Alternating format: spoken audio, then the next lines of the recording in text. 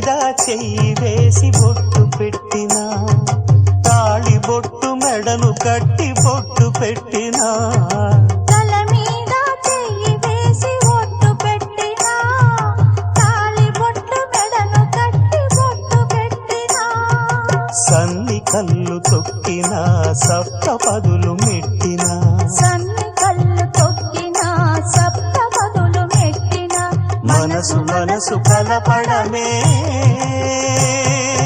మంత్రం పరమార్థం. శ్రీరస్తు శుభమస్తు, శ్రీరస్తు శుభమస్తు.